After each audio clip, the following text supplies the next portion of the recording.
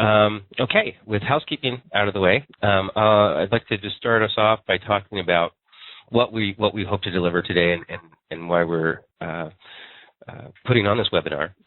One of the reasons is Ringgold has purchased Book News, and there have been some changes there. So many publishers have worked with us for a very long time, and we want to give an update of what we've been doing, what those changes mean, and how things have changed.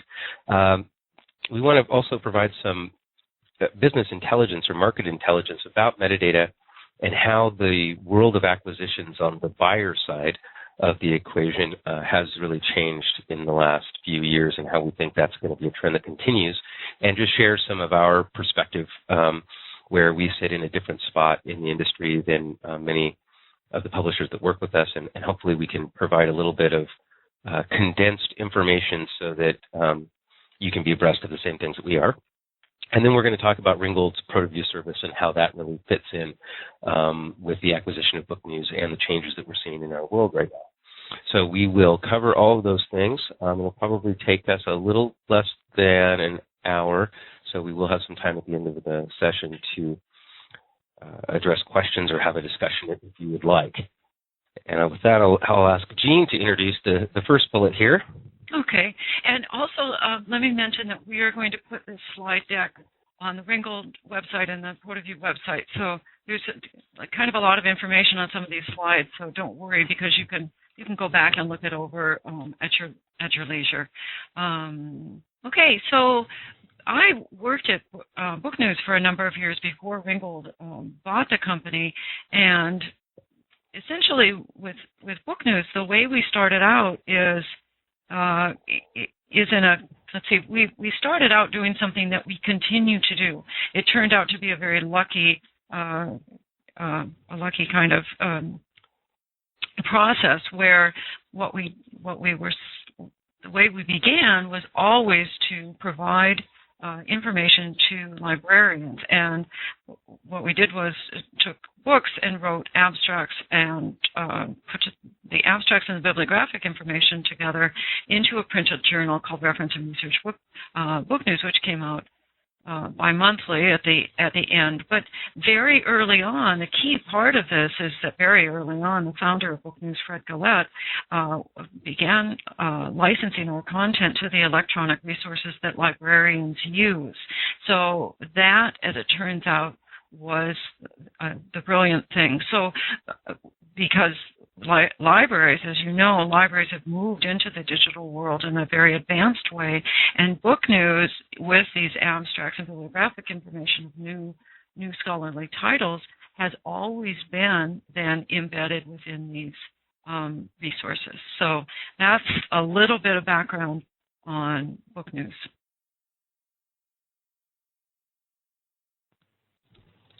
Okay, so the next slide, Ringgold purchased Book News in mid-2012, and I'm going to let Christine or ask Christine to talk just a little bit briefly about who Ringgold is. Sure, and Ringgold, we're coming up on our 10-year anniversary, actually, and one of the things that we've always been involved with is creating well-structured, definitive data around the institutions that matter to scholarly publishers. A lot of people, if they know anything about us, they know the Ringgold number, which is a unique identifier that we apply to institutions in the scholarly supply chain, and we augment that record for every institution with a lot of additional information about the institutions, and that helps our clients to be able to kind of assess the institutions that are in their supply chain, their subscribers, their intermediaries, other partners that they work with, funders and things like that.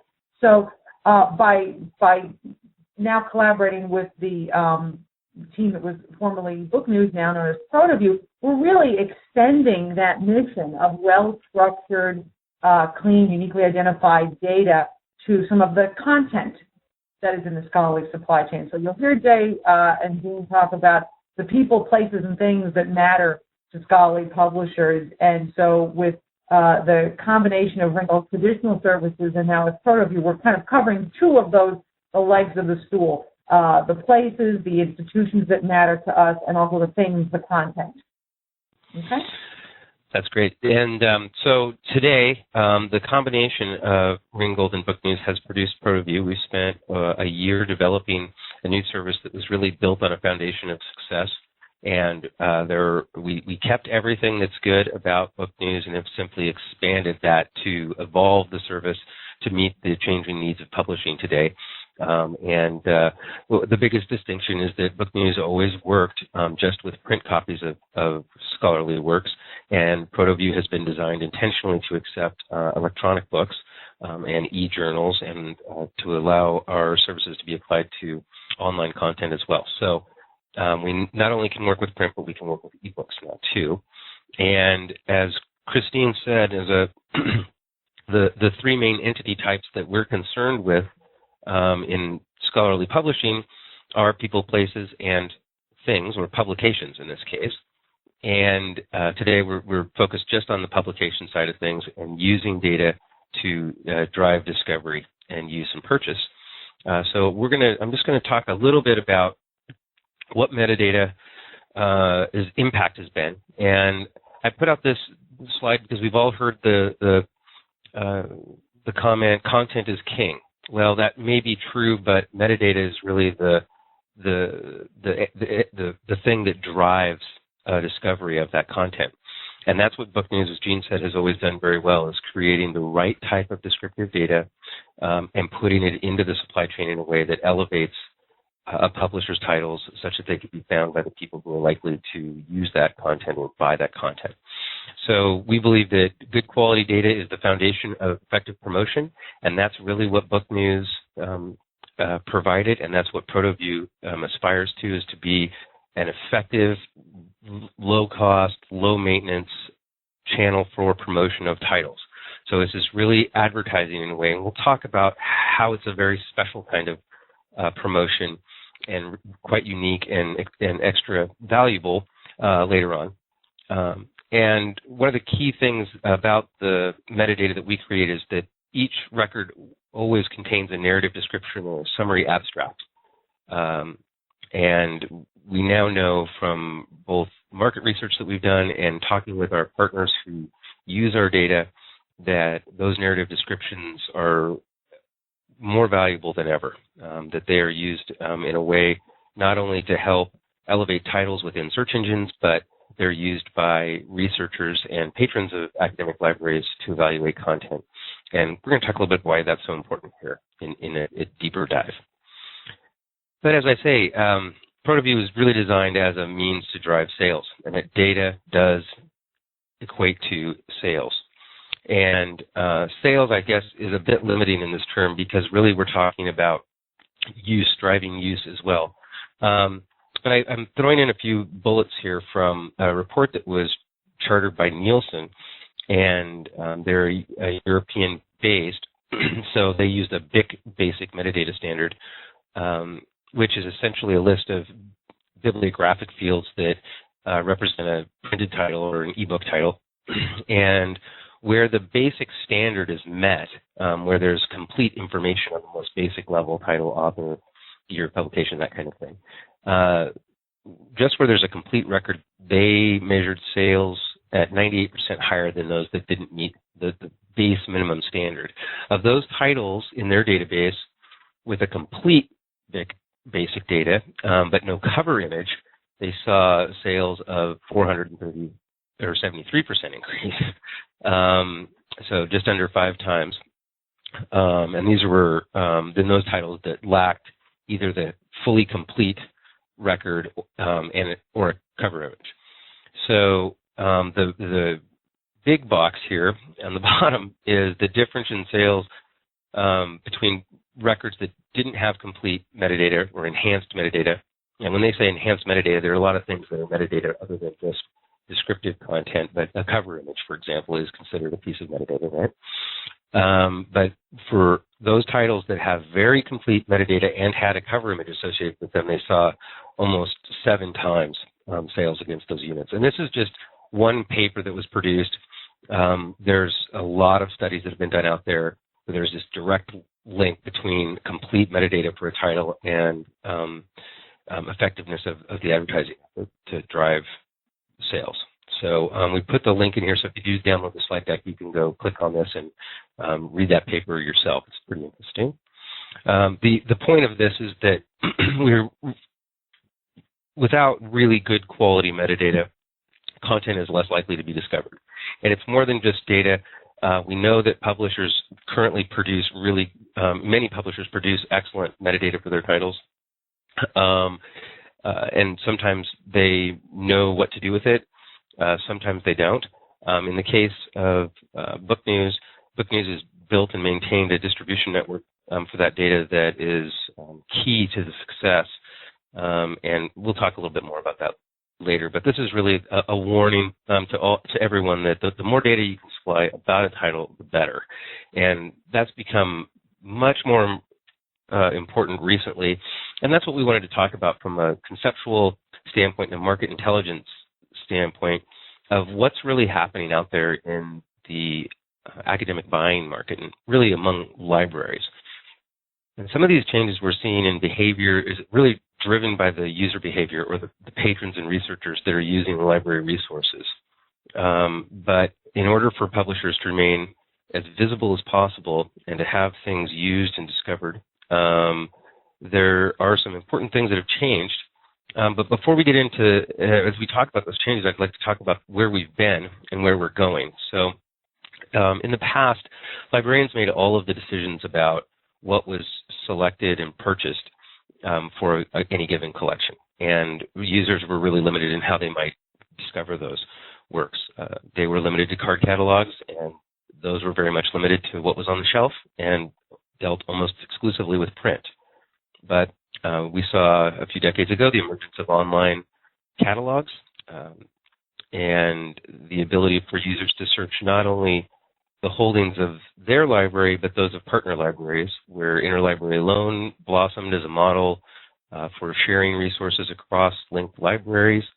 And at the same time, we saw the emergence of some things available online, although still very much in its infancy, followed a natural progression to where consortia became an ever more important player in negotiating deals for access to online content. At the same time, the availability of online content was increasing. Users' expectations started changing because they were able to use the internet to search and were discovering resources that they may wish to use to support their research that didn't exist within the library. And then there were some big technological developments happening around the same time. Things like nonlinear lending, which was a model of loaning ebooks for a short period of time rather than requiring outright purchase, a model that was invented by EBL, now owned by ProQuest. And this introduced the idea of taking a peek at the book before a purchase was actually made, or using that peek at the data to drive a purchase. We also saw knowledge bases appear, so content could live in different places on the web, yet a user would be steered to the right place based on the library's access rights or licensing agreements. Patrons began using more and more resources off campus or at remote locations, and then we saw really an explosion of online journals that's been followed by books, and now subject-specific databases are a big player in this space of things for content as well. And where we're at today is really a move towards this future point where the consumers of scholarly works make many of the decisions about what will be purchased by the library. And the first acronym there, that WSDS, stands for Web Scale Discovery Services, and that's something I'm going to spend some time on in the next few slides, and that's really the big change, technological sea change, if you will, that we're seeing among libraries. And it supports a model of just-in-time acquisitions, so that rather than buying things ahead of a request from a patron in hopes that a librarian is picking the right work for a given purpose, mechanisms are being developed to allow for demand-driven acquisition, where a request from a patron or researcher generates the purchase or generates a request for purchase.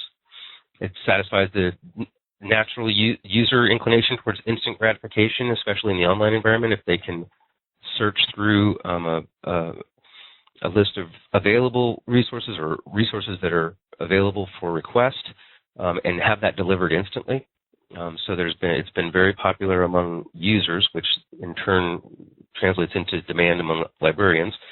Librarians are ever more pressed for to justify their spend, and so metrics have been a natural thing that have fallen out of these integrated library systems that show how many times a title circulates, for example, which has been kind of revealing in a lot of ways. And another important thing to mention is that a lot of libraries have a greater management role filled by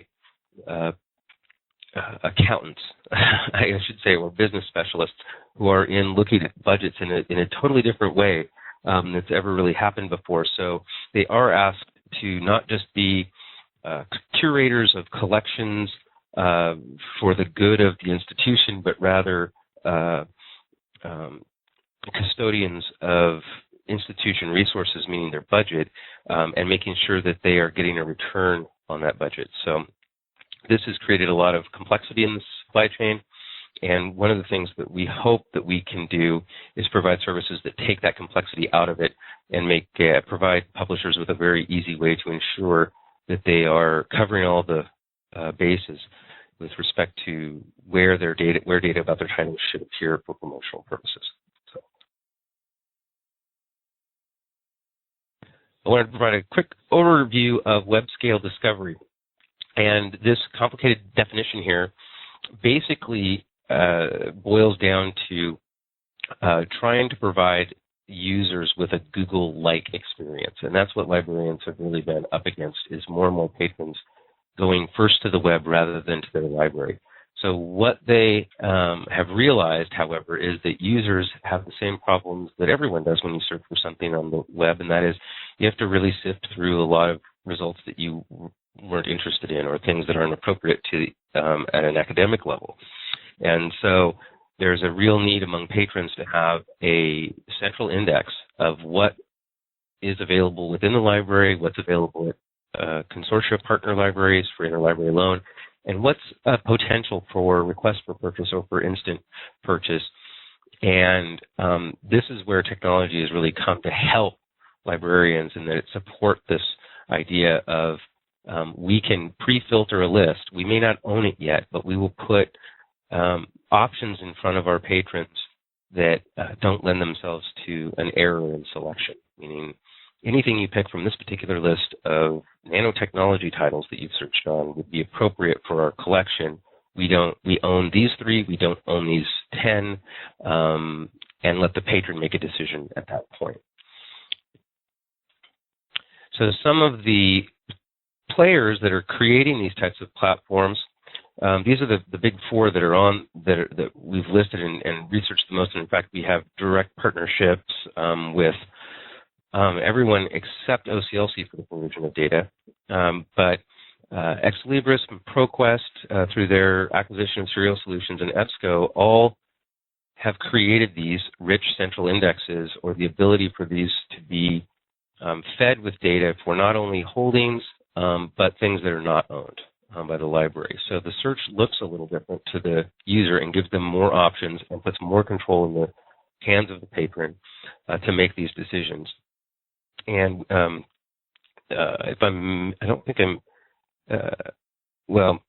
OCLC ends up with a good amount of our data through the way librarians interact with them. Once a library has our data, it will often populate the WorldCat resource that they subscribe to. But we do directly send data to Ex Libris, ProQuest, and EBSCO, who in turn provide it to the libraries either directly or through their central indexes. And we'd love to tell you how all these systems work. However, the mechanisms, the algorithms, the search technology is very much is treated very much the way Google treats its search algorithm, and that is kept in a very securely locked box.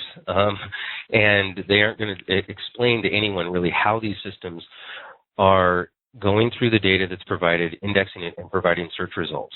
So it would probably be a lot more ideal for everyone if we knew exactly how searches were being conducted from a technology standpoint, so we could build data structures in such a way that lent itself to the term search engine optimization. But what we do know is more data is better, and the more descriptive data that's available, the better. For two reasons. One, people work with this data in a very human way, in that they're reading a description on the screen, and we know that if it's too long, a reader won't pay attention to it. If it's too short, it doesn't provide enough of a description to initiate a yes, please request this item click, if you will.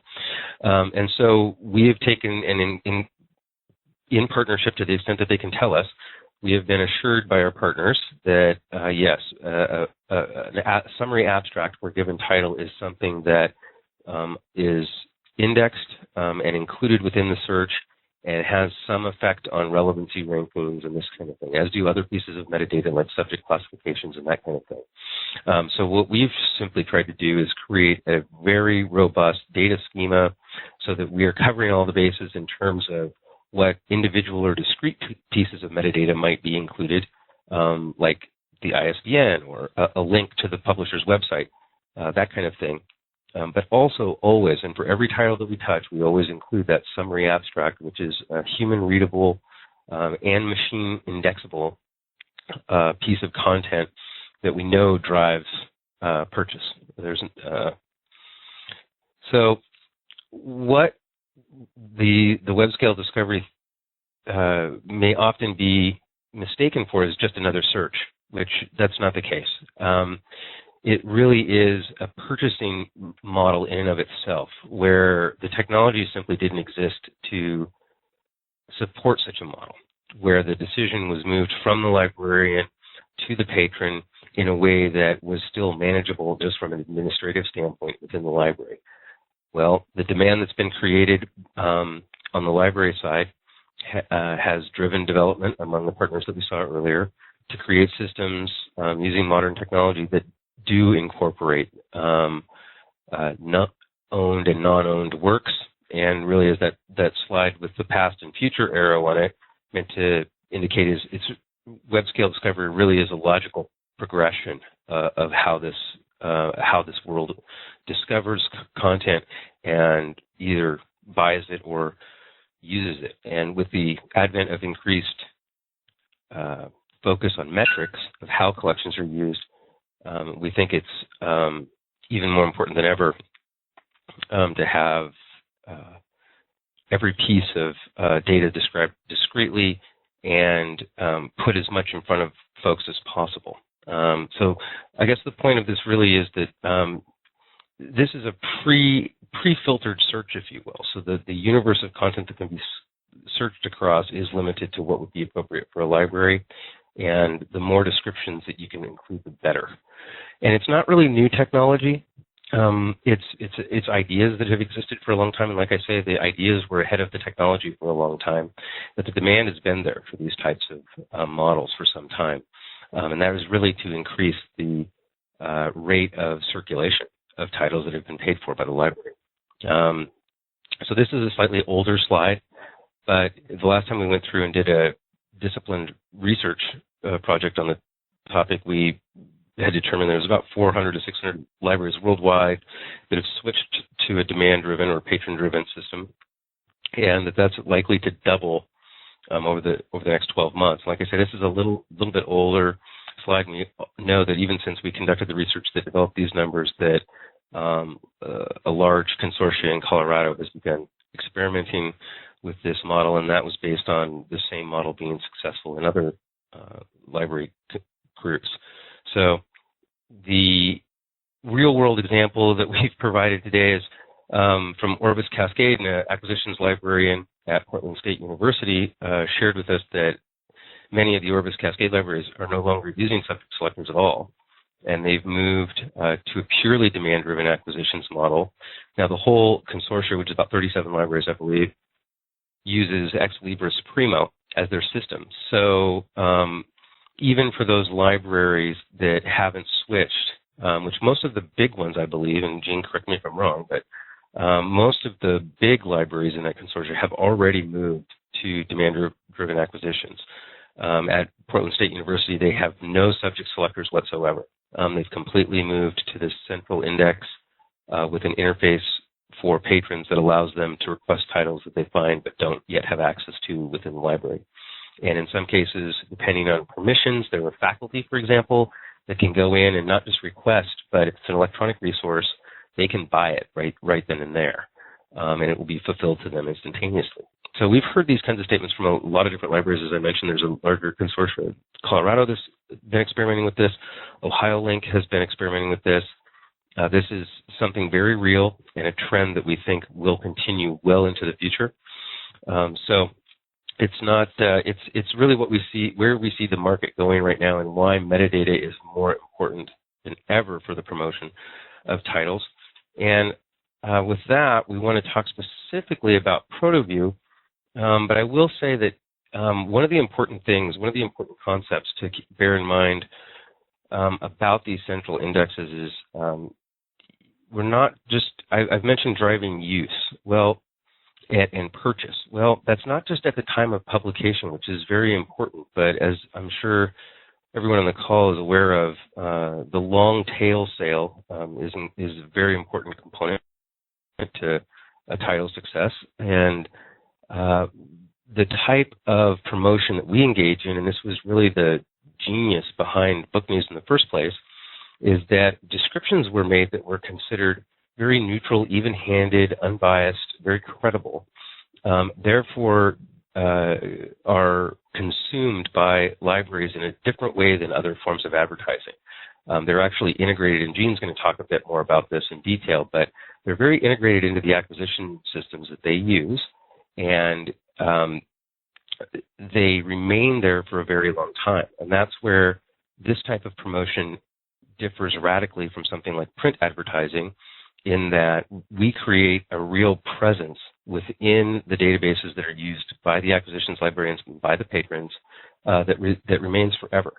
And so those metadata elements and the terms coming out of the keywords fields or the summary abstract remain within that index, creating a permanent, long-lasting, or at least very persistent presence for any given work, which is important to driving that long tail sale and to driving use. And it all boils down to really discovering that particular title in the first place. So with that, I will pass the mic over to Jean. Okay. Yeah, it's really interesting to see what's happened to libraries. It's an absolute complete change, and it has to do. I mean, I think that's a great summary of this change. And the fact is, we are also used to Googling. We want to Google everything and get an answer, and then be able to order it. And I've been impressed watching the library industry how, at the forefront librarians are. There is nothing conservative about librarians. They jump on the technology. They pride themselves on being at the forefront of all this technology, and they want to have it in their libraries. And of course, they have to do that in order to stay relevant. And so we've lucked out. I think with Book News, we have had this niche for a really long time, and it's great because we are more relevant than ever because of the way libraries have changed and the way they are processing information or asking for information about books.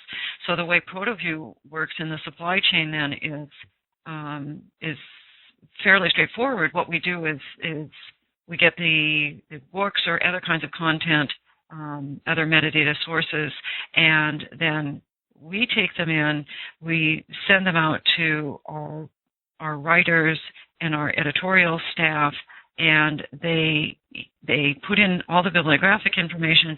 And now with ProtoView, we're enhancing the metadata by adding additional metadata. And we're going to we'll show you an example of one of the records. And then, of course, as always, were writing the abstract about the title. And that package of information for every single title, then, all of that content is sent into these discovery services that Jay was describing, where the librarians use them. So these are discovery services that are used throughout the whole library system, not just internally for the librarians themselves, but also by all the patrons, students, faculty, and so on. So whether the book is already in the library, you can read about it, or if they haven't yet bought it, then you can read about it. Our content is placed within these different resources, which are these discovery services. And then I guess, as Jay said, the important point is once our information is in the discovery services, it stays there forever. It will always be attached to the title. And because of that, it's very important that the content that we supply to these discovery services about the titles is good content. And that's something we take very seriously. So what we do is we work with scholarly publishers to create this abstract, add the metadata to it, and do it in this very professional manner, and then deliver it to the discovery services. The notion is that this is the next generation of services. So what we're seeing in the libraries, the way the acquisitions is changing, is something that we are paying very close attention to and want to be able to provide services to publishers that keeps up with that. And then these industry best practices and standards, this is the Ringgold, in my opinion, this is the beauty of having Ringgold acquire Book News, because Ringgold is at the forefront of best practices and standards for data. So when we put metadata into these records, we are guided by the standards in the industry that are most prevalent and most up to date. So so the idea then is that you have the metadata, you've created metadata about your books, you have a lot of data about your books, but what ProtoView then can do is take the book, additional metadata, and then we package it. We write the summary and package it in a way that then is optimum for the places that use our data and who use our content. So, and these are very, very prevalent sources. And the other point that's on this slide is that these systems are otherwise inaccessible. In other words, when you're talking about these electronic services that ProQuest and Baker Taylor and these others are providing to libraries, they are providing a whole range of different kinds of resources to the libraries that are connected to different systems that they use or different things they require. And our content then is provided, they use our content, they embed our content within all these different services. And our content goes into these resources in its third-party content in a way that publisher content cannot. So that, I think, is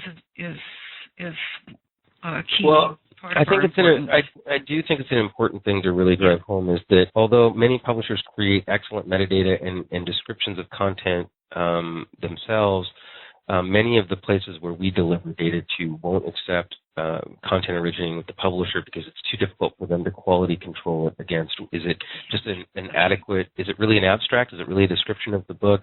Or is it marketing copy?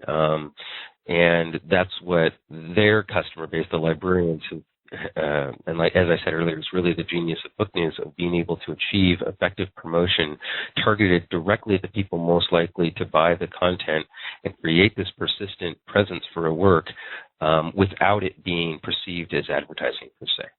Yeah. And that's really where the as I said, the genius of Book News resided. Yeah, it's terrific. And this slide is really just a review, so I'll hand it back over to you, Jane. No, perfectly. It's just really interesting because we have a model. Book News came up with a model, and now with Ringgold, it's a model that I think is amazingly effective as a kind of promotion in a place that is that's very complex and large and critical. So I should mention with Book News, the idea with Book News was we're very accurate, but we're also really quick, and that remains true. Our goal is that we should provide this service for publishers, provide very good quality data, and do it very quickly so that the information about your books will get into the supply chain, where it can be discovered by the patrons very quickly after it is published. And so that remains true. And one of the ways that it's true is that we are working with the people that license our content so that they receive our content more frequently. And ProQuest and now also Gale Cengage are receiving our content every week, every Friday, rather than every month. And we're going to be in touch with the other people as well to see if they can accommodate that as well. And so there's the rapidity of it, the large-scale dissemination. Also, and we're going to we'll talk about the pricing quickly at the end. We will customize what we do for each publisher depending on the kind of information that you can provide. And the delivery then, ProtoView is a database that subscribers use as well as a service which produces the abstracts and bibliographic information that is then provided to discovery channels. So we do that then on the two different sides.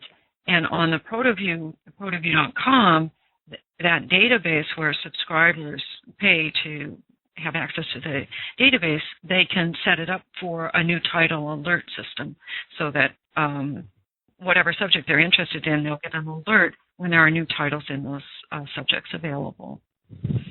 And then this slide is about, these are all the different kinds of metadata that we include or that we can include. So there are different levels with ProtoView. You can have ProtoView Basic. If you send us a book, a printed book, what we will do automatically without setting anything up with you is the basic ProtoView, which includes the abstract and bibliographic information, and then a bunch of different metadata, and we'll get it to the discovery services. But what's on some of the pieces on this slide of metadata are for ProtoView Plus or ProtoView Premium, where we'll charge per title to include more in-depth information. So, and I think that, Jay, are we on the website so we can actually, what we wanted to do was show you ProtoView. We'll bring that down. Okay, cool. So you can see the site itself and actually see what the titles look like. This is ProtoView.com, and so again, keep in mind we've got the service, which is what we do. We produce this record and abstract for your titles, and then we send all this information to the discovery services. And then we have this database, which is what we were actually seeing. And the database then is available for subscribers. And also, of course, any publisher who sends us titles will send you login credentials so that you can get in and see your titles. So this is what it looks like and for each title. So this is a current title that came to us from Peter Lang. And you can see this is at the top is the basic digest view, so a very quick summary of the title, author, basic bibliographic information, and our abstract, and then we include subject information. So all of this is searchable. It's very nice for the patron, librarian, or any reader, and this has always been true, where it's user-friendly to have these abstracts. You look at the title, and right away you get a very concrete idea about who is the audience for this title, what are the credentials, of the author and the scope of the book and so on. And then we've gone in with ProtoView now, we've really expanded what we do from what we used to do with book news, where there's lots more metadata, and significant is that we've broken out the metadata. In the past, it was in print and you couldn't search it, and so obviously it was limited. It was useful but limited, but now we've broken out the metadata and you can see all the different things that are included, each as separate fields, and therefore when someone goes to search for, in this case, comparative grammar between German and English language, fantastic subject, they will get this title will come up because we've split out the metadata. And then on the Ringgold side, in some of these standard identifiers, we have identifiers for the title, for the publisher's imprint, and this comes from our from Ringgold, and we put it in each ProtoView record. We have the child's record associated with each publisher as well, if it happens with the child and parent relationships in here, and then it actually links out. I'm actually doing this live, so bear with me one moment here. Sorry, here we go. Okay. This is coming out of the ProtoView database, and then we also link into Identify, which this comes from the Ringgold Identify database, with the authoritative institution record for that particular publisher, inclusive of their Ringgold number. So, and then always external links back to the publisher's website, of course. Right, and actually, I'm so glad you mentioned that because that's important. There are links in each record that go back to the publisher page. So, and truly, the idea working with publishers all these years is to do the best that we can to make sure that information about your titles, a lot of information about your titles, is readily, available to the user and easy to use. So I think ProtoView is a good. Go ahead. Sorry, I was just going to say, if you do decide to download the presentation later, we've included we just took a look at the live site, but we have included a couple of screenshots in here of the same information. It's a little more portable and self-contained within the slideshow. The slideshow, yes. You don't have to go to the live site to see this. Go right ahead, Jane. Oh, okay. When Jay was talking earlier about the discovery services, and I guess I've already said it, we are supplying our content to all the major these companies that are supplying all these resources to the college libraries. So our content appears this is just a selection of the places where our content appears. And we know that this is where we get a good deal of the validation about the value that we really provide to end libraries and mainly to publishers. Our ultimate goal is to help publishers promote books, and Baker and Taylor has always been great in sharing information with us to the extent possible. They didn't have hard numbers, but they do know that within the YBP, which they own, within GoB Selection Database, which is an acquisitions module linked directly to Baker and Taylor as a book vendor, librarians can access summary abstracts provided by ProtoView, and although Baker and Taylor doesn't have hard numbers on it, their report is consistent with what we saw in that Nielsen information earlier, and that is titles that have an abstract associated with them within their database sell at a rate of somewhere 4 to 5 times higher than other titles. So we know just from that one partner, we've talked, with many of our partners, the results are fairly consistent, that having that descriptive narrative about a work has a direct impact on sales. And I think it makes sense. I think it's intuitive that would be true, because anyone who is looking up titles in a specific subject, if they can see that, they have more confidence selecting a title where they have more information. And I think, it makes sense. And I think it makes sense also in the world that we live in, where we do search information and the quality of the information can vary so much.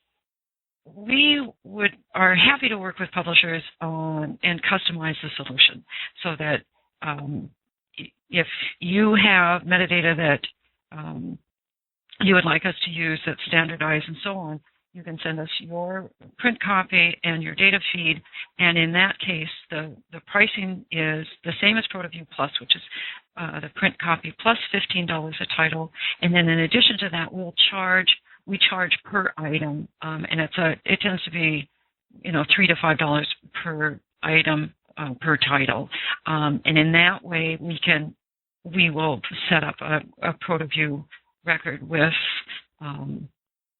all of this different information, and we can do that on a personalized basis, on a custom basis, with the individual publisher. So that is it in a nutshell for the pricing.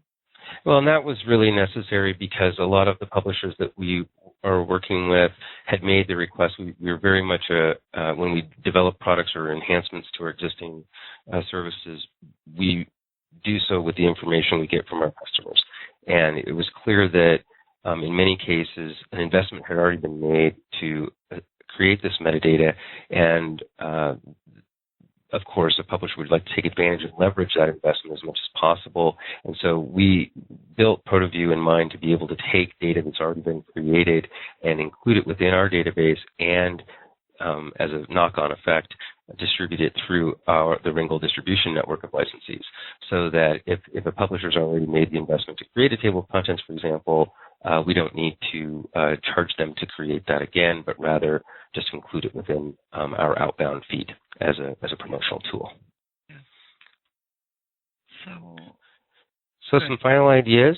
As we've said, just a quick review of what we've already talked about. We hope that what we produce in ProtoView is a very high quality product, and as we mentioned earlier, it's absolutely focused on scholarly works, and we do that because our users, the folks that have been consuming and using book news data for a very long time, really expect that even-handed treatment, that objective narrative of what a title is. So we maintain our editorial standards and the reliability of the data that we provide by only working with published editions of ebooks and other electronic content. So we're often asked, is it okay if we send along a galley copy? And we made the decision that it's really important that we only work from the published edition, so that so we don't run into some changes that might happen between galley and publication, for example. And as I've said a couple of times now, our focus is purely on academic content, so we don't include works of fiction, poetry, or plays, juvenile titles within the ProtoView database. And then this again contributes to that idea that in the library world, they're trying to create that central index of titles that are appropriate for presentation to patrons, and they have really come to expect that the data that comes ultimately from Ringgold's ProtoView is going to be in keeping with their own personal standards, so that we're not tucking in a lot of information that is not appropriate for that particular market. And as Jean mentioned earlier, if you don't have access to ProtoView.com and you provide titles to us, access to our own interface of the database is free of charge, and we're happy to set you up with login credentials. The info@protoview.com address goes right to Jean, as a matter of fact, I believe, which should be happy to set up with login credentials to get a hold of the database itself. So and with you that, can also email me at this address. Sorry, Jay. No, I was Yeah. just wrapping it up and saying thank you everybody for your time today, and if there's any questions, we'd love to hear them. Unless Christine has muted everyone's mic. She's unmuted. Thank you so much. I'm unmuting. Everyone's free to speak. No.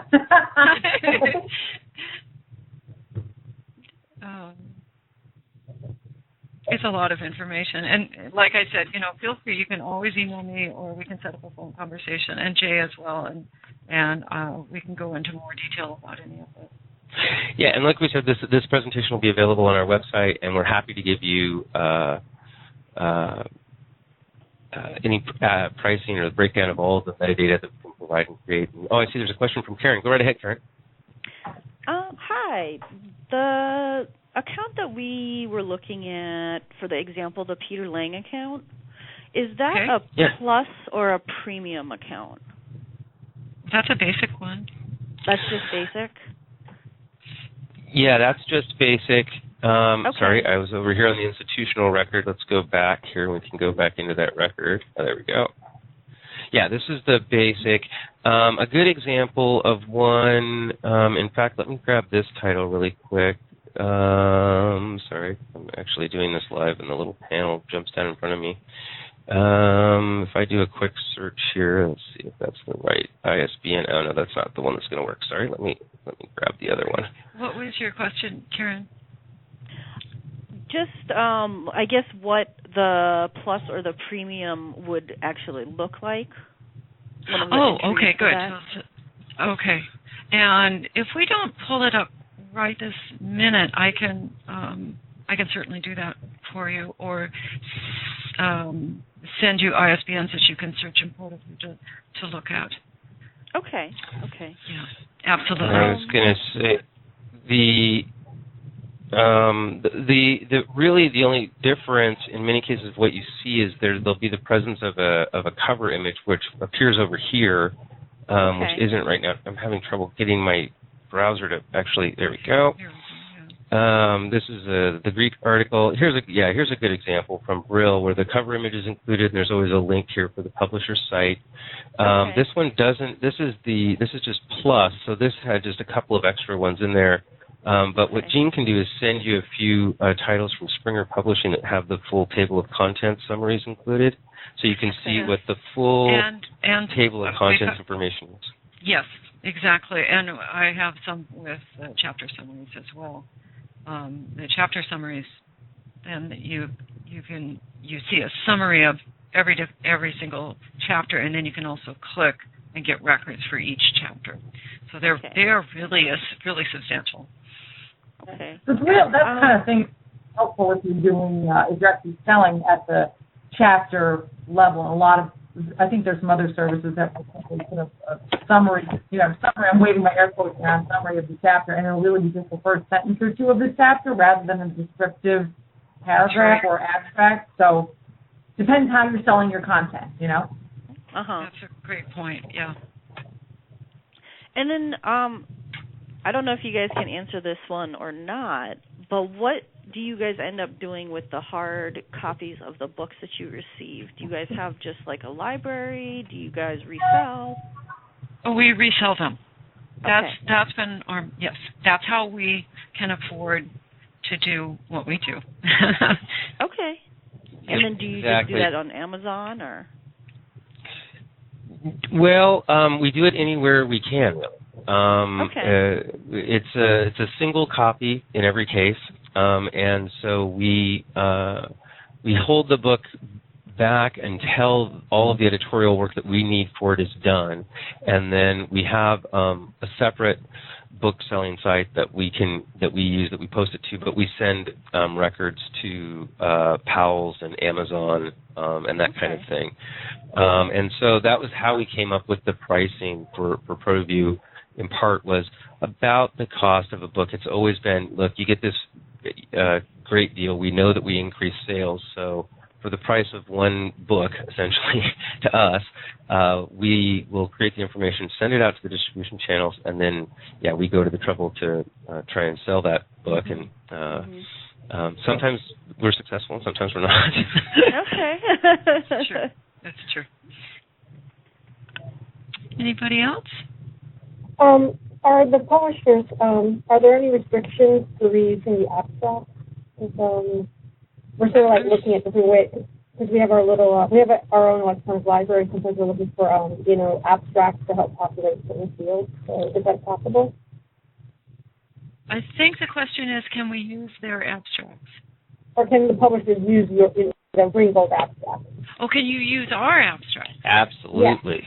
Yes. Absolutely, yeah. Certainly. All of the data is available, and we are happy to send it right back to you. And in fact, that's one of the reasons many publishers use us, is because we can create all of this for them and then immediately return it back to you, or you can just go grab it anytime you like off of ProtoView.com and use it any way you like. Okay. We've seen them on jackets. And we're always really happy when we do. Yeah. Okay, now that's good news for us. So we don't have to like reinvent the wheel. Oh yeah. No, absolutely.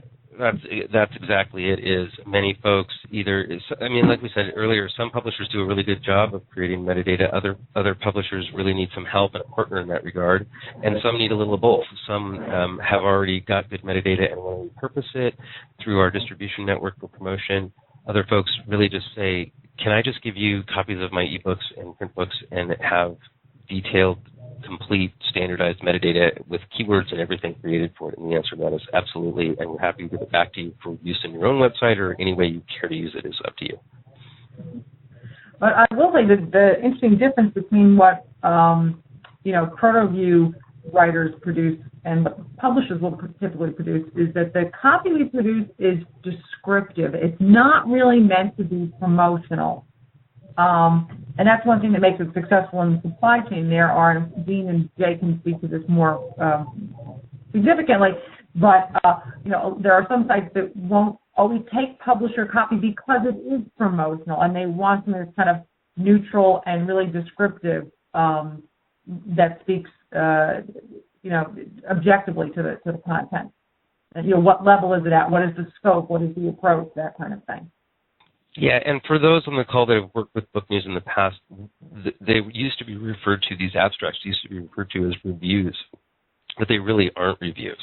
They were always purely descriptive, not qualitative in their nature. So we've never said this is the best book of its kind, or this is this is a terrible read or something.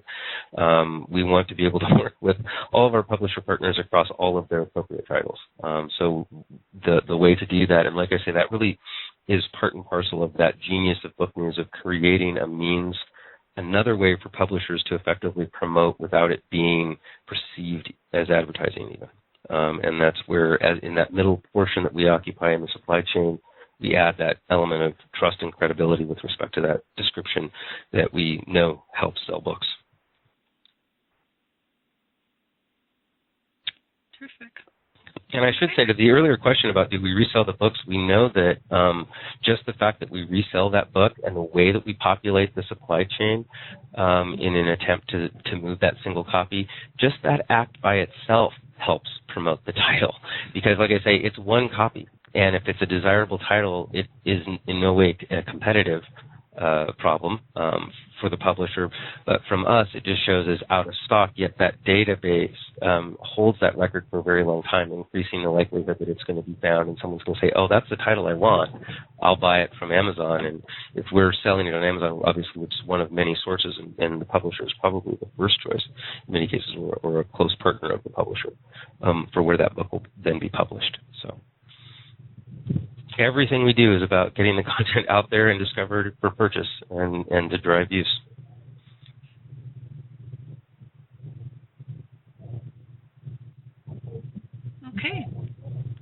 Okay. Are there any other questions? You've given us 5 more minutes of your time than we asked for. We very much appreciate the time that you have given us and your attention. So if there's anything else or questions that come up later, as Jean said, please reach out to us.